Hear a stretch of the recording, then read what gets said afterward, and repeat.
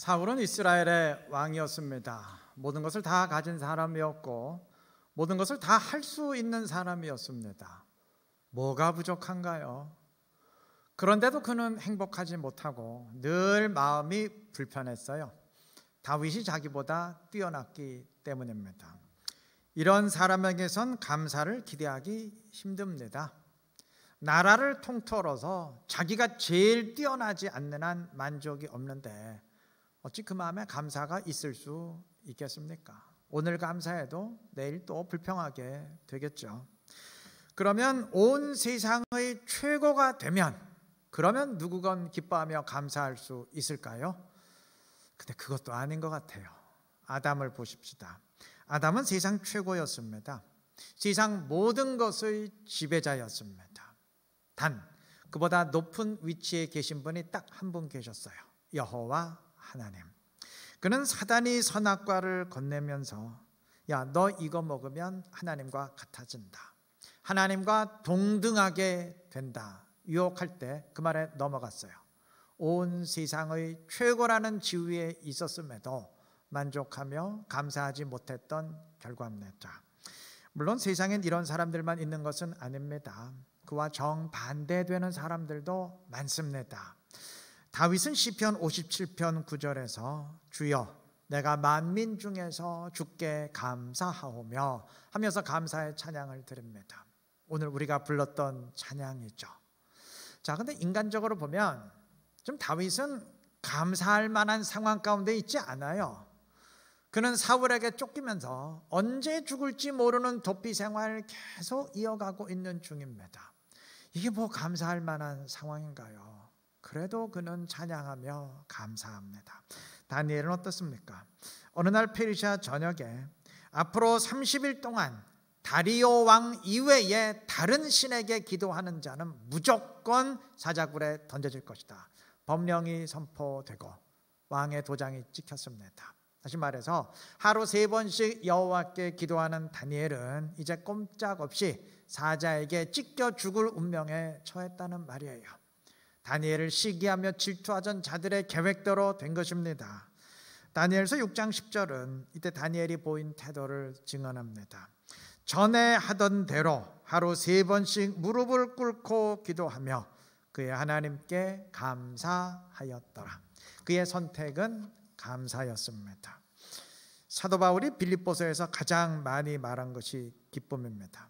그는 자신의 기쁨을 말하면서 빌립보 교회의 성도들에게 기뻐하라고 명합니다. 빌립보서는 바울이 감옥에서 쓴 편지입니다. 바울은 지금 감옥에 갇혀 있고 빌립보 교회 성도들은 극심한 핍박 아래 고통당하고 있어요. 인간적으로 보면 이건 뭐 피차 감사하고 기뻐할 상황이 아니죠. 그런데도 그는 감사하고 기뻐하라 명합니다. 몇 가지 예를 들었는데 왜 이렇게 다를까요? 왜 어떤 사람은 모든 것을 지녔음에도 감사하기는커녕 늘 마음에 검은 구름이 끼어 있고 또 반대로 어떤 사람은 아무것도 없는 상황 속에서 모든 것이 다 무너질 것 같은 상황 속에서도 원망하는 대신 감사를 드릴까요? 감사는 모든 것을 갖춘 사람의 것이 아니고 은혜를 깨달은 자의 것이기 때문입니다. 감사의 크기가 곧 은혜의 크기입니다. 오늘 읽은 본문은 예수님께서 베데스다 연못가에서 38년 된 병자를 고쳐주신 사건 기록하고 있습니다. 38년 동안 걷지 못했던 이 병자는 일어나 네 자리를 들고 걸어가라, 이 주님의 말씀 한마디에 정말 지긋지긋했던 이전까지의 모든 현실에서 벗어나서 걷게 되었습니다. 주님은 이 병자를 고치기 전 물으셨어요. 네가 낫고자 하느냐? 이게 정말 낫고자 하는지 그 의사를 확인하기 위해서 묻지는 않았을 겁니다. 낫고 싶으니까 지금 거기 와 있는 거지. 안 그럼 거기 왜 와 있었겠어요? 아마 그 옆에 제자들이 있었겠죠. 주님의 질문을 들으면서 알아차렸을 거예요. 아, 주님이 지금 믿음을 끌어내기를 원하시는구나. 복음서의 증언처럼 주님은 늘 믿음을 원하셨고 믿음에 대한 응답으로 병자를 고치셨어요. 맹인 바디메오는 예수님을 다윗의 자손, 즉 메시아로 고백하는 믿음을 보였고, 또 수로보니게 여인은 그냥 부스러기 은혜만 베풀어 주셔도 그것으로 충분합니다. 그 은혜로도 충분히 나음을 입을 수 있습니다 라는 믿음을 보였고, 백부장은 굳이 우리 집까지 오지 않으셔도 그냥 말씀만 하셔도 다 됩니다, 말씀에 대한 믿음을 보였고, 12년 동안 혈루증으로 고통당하던 여인은 예수님의 옷자락만 만져도 나는 고침받을 수 있다, 이러한 믿음을 보였어요. 그런데 38년 된 병자는 본문의 증언에 따르면 전혀 믿음의 반응을 보이지 않습니다. 네가 낫고자 하느냐 주님이 물으셨을 때 예를 들면 예 주님 그렇습니다, 원하시면 저를 깨끗게 하실 수 있습니다 라고 응답하든지, 아니면 저에게 자비를 베풀어 주십시오 그럼 나을 수 있습니다 라든지 이렇게 믿음의 반응을 보이고, 그러면 주님이 그 믿음에 응답해서 고쳐주시고, 이게 일반적인 패턴이고 바람직한 모습인데, 병자의 답변은 엉뚱했습니다. 7절, 물이 움직일 때 나를 못에 넣어주는 사람이 없어 내가 가는 동안에 다른 사람이 먼저 내려가나이다. 무슨 말인가요? 4절의 설명처럼 천사가 가끔 연못에 내려와서 물이 움직이게 하는데, 그때 가장 먼저 연못에 뛰어드는 사람이 낫게 된다라고 사람들은 믿고 있었어요. 이게 정말 그랬던 건지 아니면 그럴 것이라고 사람들이 미신적인 생각을 하고 있었는지 모르겠지만, 여하튼 연못가에 모여드는 모든 사람들은 그렇게 믿고 있었습니다. 지금 병자는 그걸 말한 거예요. 즉 이 사람의 답변은 내가 제일 먼저 연못에 좀 뛰어들 수 있도록 좀 도와주실 수 있겠습니까? 나를 좀 재빨리 옮겨 주실 수 있겠습니까? 라는 요청이죠. 그러니까 이 사람이 믿고 신뢰한 건 주님이 아니고 연못의 능력입니다. 그 이유를 13절이 말합니다. 고침을 받은 사람은 그가 누구인지 알지 못하네. 이 사람은 예수님이 누구신지 몰랐어요. 누구신지조차 모르니까 그에 대한 믿음을 지니는 것은 사실 불가능한 일이죠. 믿음을 보이지 못한 게 사실은 당연한 일입니다. 그런데 주님이 이 사람을 고치셨어요.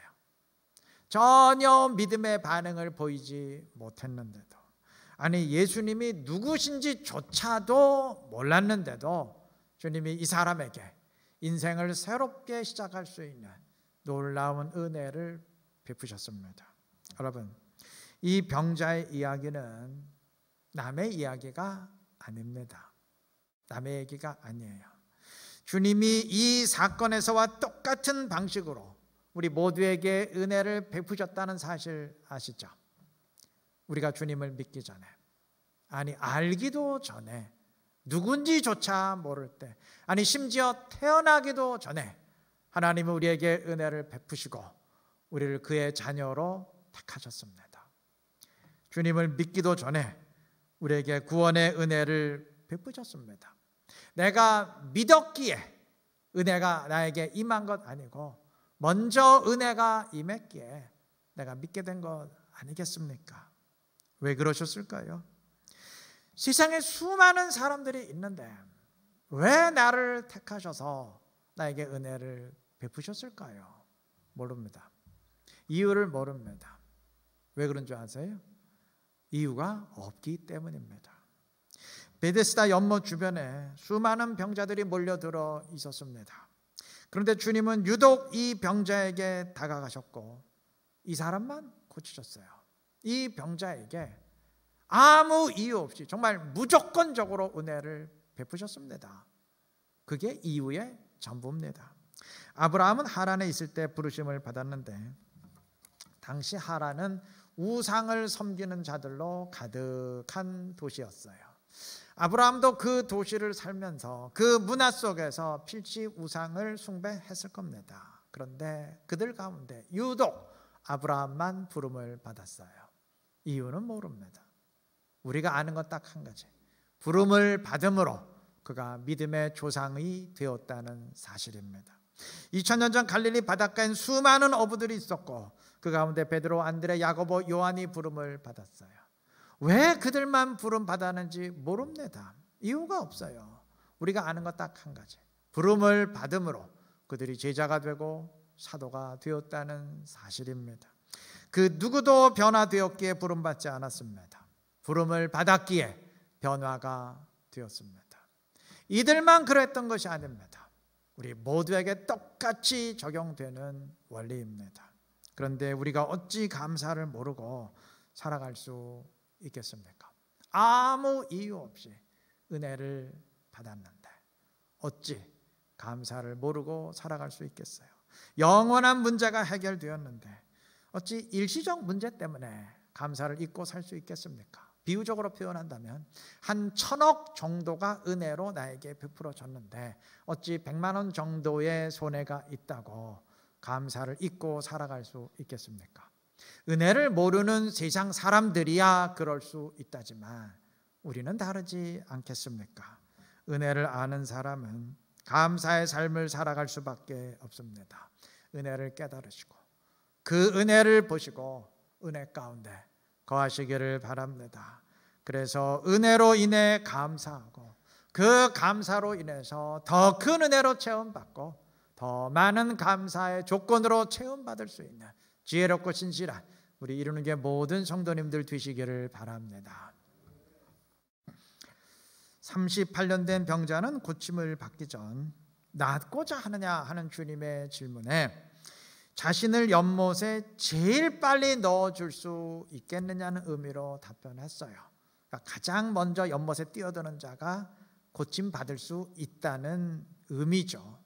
자, 이것이 베데스다 연못가의 사고방식이었고 거기 몰려든 사람들과 38년 된 병자 자신이 지닌 사고방식이었어요.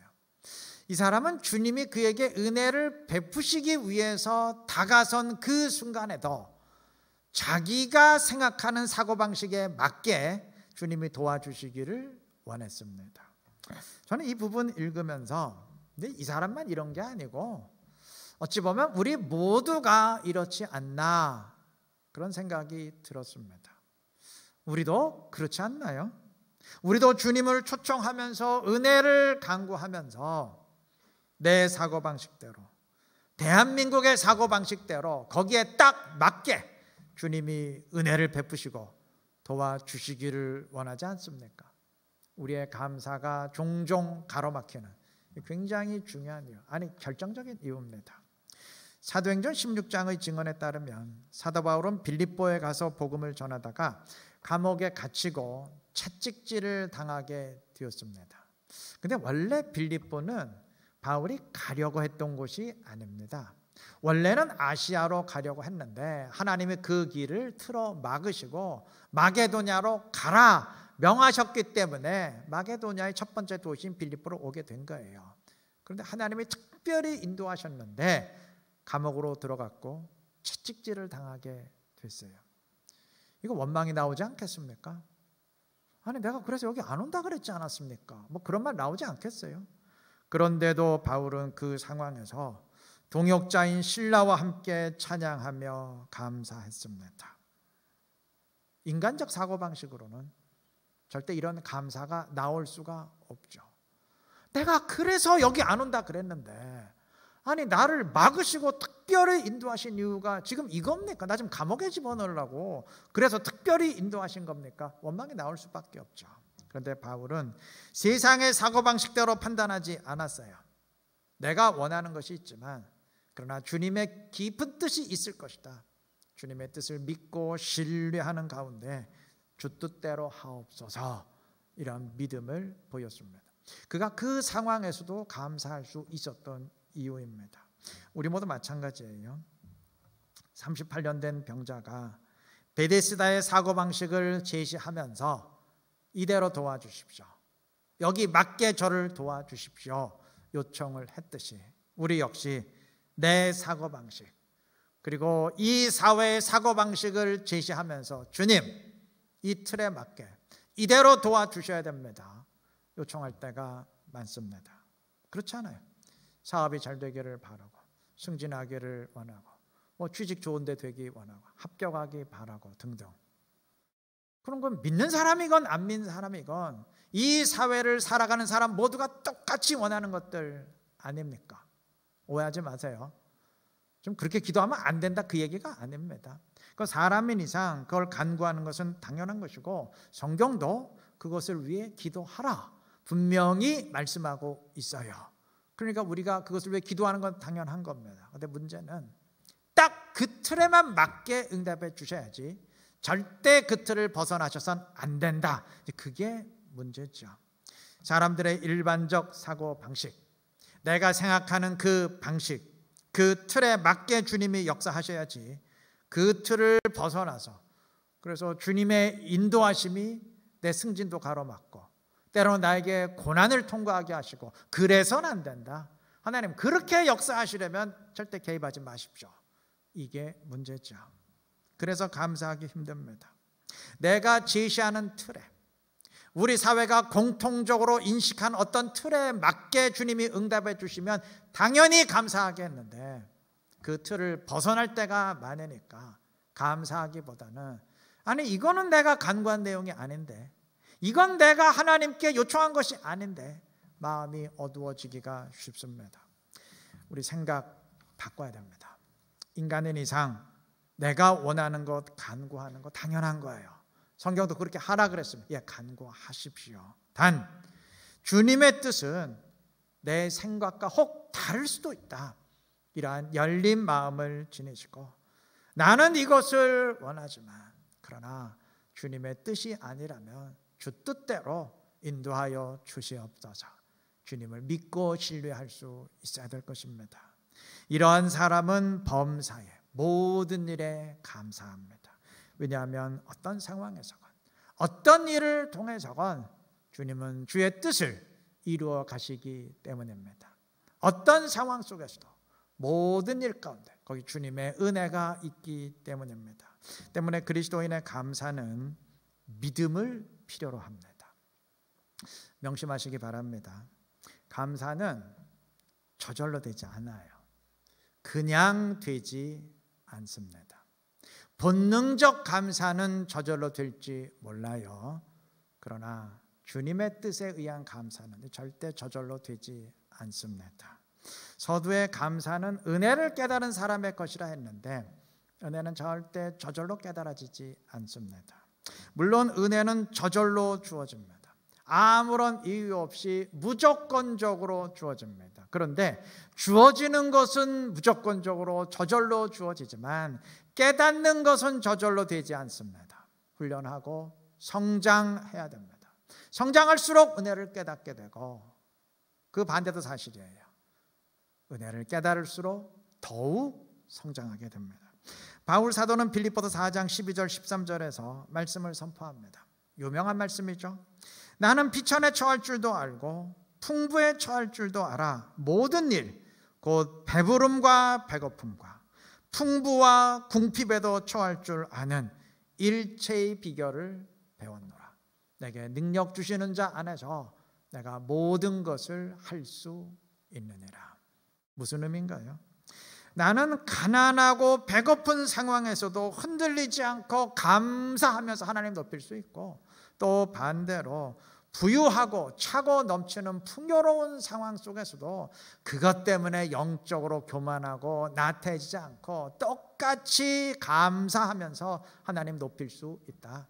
때문에 나는 하나님 안에선 이것도 할 수 있고 저것도 할 수 있고 가난해도 감사할 수 있고 부유해도 감사할 수 있고 일이 잘 풀려도 교만하지 않고 감사할 수 있고 일이 안 풀려도 감사할 수 있고 다 할 수 있다. 그 이야기입니다. 그런데 이 구절에서 우리가 주의 깊게 보아야 될 고백이 있어요. 일체의 비결을 배웠노라. 이 상황에서도 감사할 수 있고 반대의 상황에서도 똑같이 감사할 수 있는 것은 그건 절대 저절로 되지 않습니다. 바울도 분명히 고백했어요. 배웠노라. 여러분, 배웠다는 말이 뭘 의미하나요? 저절로 되는 일은 배우지 않습니다. 배울 필요 없습니다.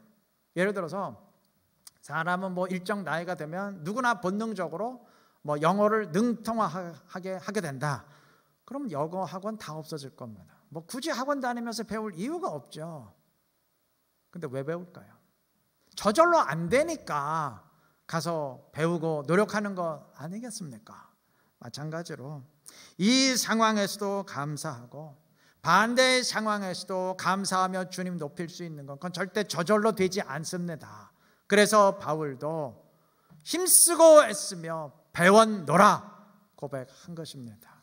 바울도 사람인데 힘든 상황이 닥칠 때 왜 마음에 먹구름이 몰려오지 않았겠어요? 유혹이 왔을 겁니다. 멈칫했을 겁니다.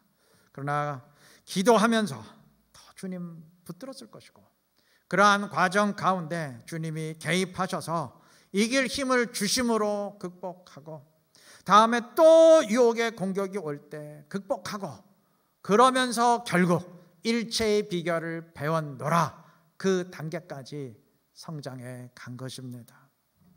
만약 여러분 가운데 나는 감사가 안 나오는데요? 감사가 안 나오는데 뭘 감사하라는 말, 뭐 감사를 억지로 합니까? 하신다면 그거 당연한 겁니다. 당연한 거예요. 어떤 상황에서건 주님을 신뢰하고 어떤 상황에서건 주님을 높이며 감사하는 일이 그게 어떻게 저절로 되겠습니까? 그게 어떻게 누구건 다 되겠습니까? 여러분 바울이 원래 성격 자체가 좋아서 타고난 성격 자체가 그래서 감옥에서도 찬양하며 감사했다고 생각하십니까? 바울이 원래 성격이 좋아서 스데반 돌로 쳐 죽였다고 생각하십니까? 모세가 원래 타고난 성격 자체가 좋아서 사람 때려 죽이고 십계명 돌판 던져서 박살냈다고 생각하십니까? 감사는 타고난 성격으로 되는 게 아닙니다. 저절로 되는 게 아니에요. 성장함으로 되는 겁니다. 부단히 배우고 익힘으로써 되는 것입니다. 주님을 원망하며 등지고 싶은 유혹이 계속 몰려오지만 그것을 싸워 이김으로써 더 성장하게 되고 그럼으로써 내게 임하는 은혜의 키가 점점 더 커지고 그와 비례해서 감사의 크기도 커지게 되는 겁니다. 그래서 나중엔 정말 모든 것이 하나님의 은혜라는 것을 깨닫는 수준까지 성장하게 되고 그래서 결국 모든 일에 은혜로 인해 감사하는 그런 그리스도인이 되는 것입니다. 범사에 감사하라는 말은 달리 말하면 성장하라는 말입니다. 훈련하라는 말입니다. 부단히 싸워 이겨가라는 얘기입니다. 만약 여러분 가운데 어떻게 감사를 억지로 하나요? 감사가 안 나오는데요. 그거 말이라고 하는 게 아니에요. 그 얘기 뭐하고 똑같냐면 지난주에 애가 태어났어요. 그러면서 아니 우리 애는 못 걷는데요. 근데 사람은 다 걸을 수 있다며요. 걸으라며요. 못 걷는데 어떻게 하라는 말입니까? 그 얘기하고 똑같아요. 못 걷는 게 당연하죠. 그러나 성장하면 걷습니다. 걷다가 넘어지고 다시 일어나서 걷다가 또 넘어지고 평균 2000번 그렇게 한답니다. 그러한 과정을 거쳐서 결국은 걸을 수 있게 성장하고 그러면 다 걷게 됩니다. 그렇지 않아요? 특별한 장애가 없는 한 사람 다 걷지 않습니까? 그리스도인도 마찬가지예요. 그리스도인은 다 범사에 감사할 수 있는 능력을 갖춘 사람입니다. 하나님이 그렇게 인도하십니다. 근데 나는 감사가 안 나오는데요. 지금 갓난아기 상태에 계속 머물러 있기 때문이에요. 10년이 지나고 20년, 30년이 지나는데 계속 인큐베이터에 앉아 있어요. 누워 있어요. 그러면서 감사가 안 나오는데 어떻게 하라는 얘기입니까? 그걸 지금 말이라고 하는 겁니까? 여러분, 성장하면 됩니다. 부단히 배우고 주님 붙들고 넘어지면 일어서고 또 원망하며 낙담하고 일어섰을 때 주님의 은혜를 붙들고 다시 일어서고 결국 그러한 과정을 통해서 범사에 감사할 수 있는 수준으로 올라서게 될 줄로 믿습니다. 이 사실 꼭 기억하시고 부단히 은혜를 의지하시며 성장해 가시기를 바랍니다. 그래서 은혜를 깨달음으로 그 은혜에 감사하고 감사함으로 더 큰 은혜로 체험받고 더 큰 은혜로 체험받았기에 더 감사해서 결국 모든 일에 감사하는 그리스도인으로 우뚝 섬으로서 주님의 기쁨이 되고 주님의 영광 충만히 드러낼 수 있는 지혜롭고 복된 우리 이루는 교회 모든 성도님들 되시길 주님의 이름으로 축원합니다.